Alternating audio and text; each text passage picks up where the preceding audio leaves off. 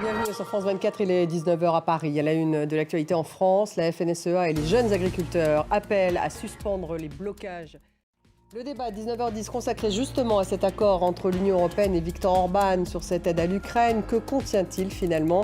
Le bras de fer entre l'Union et le Premier ministre hongrois connaît-il un coup d'arrêt ou va-t-il se poursuivre? L'Union européenne joue-t-elle sa crédibilité face à Vladimir Poutine? Quel est l'impact de cet accord à quelques mois des élections européennes? Voilà les questions que nous allons poser à nos invités à 19 h 10.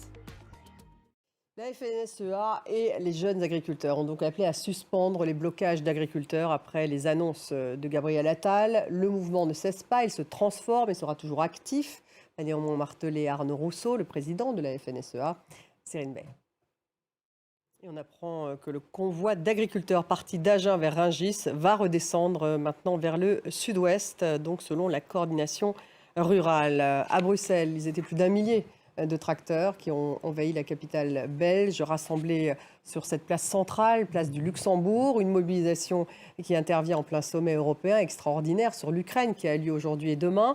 Ursula von der Leyen a annoncé une proposition pour réduire le fardeau administratif qui pèse sur les agriculteurs.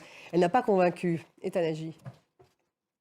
À Bruxelles, justement, un accord sur l'aide à l'Ukraine a été trouvé. 50 milliards d'euros pour Kiev sur 4 ans. Les négociations ont abouti ce matin après un veto persistant de Viktor Orban, le Premier ministre hongrois qui a cédé. C'est un message très fort à Vladimir Poutine, selon Ursula von der Leyen. L'actualité au Proche-Orient avec le chef du Hamas, Ismaël Haniyeh, qui devrait se rendre en Égypte. Et sachez également qu'il y a des manifestants en ce moment, ainsi que des familles d'otages israéliens qui ont tenté de bloquer le départ de camions du port d'Ashdod, des camions qui doivent livrer de l'aide à Gaza. En parallèle, il y a aussi des familles d'otages israéliennes qui manifestent à Tel Aviv. On fait un point en images.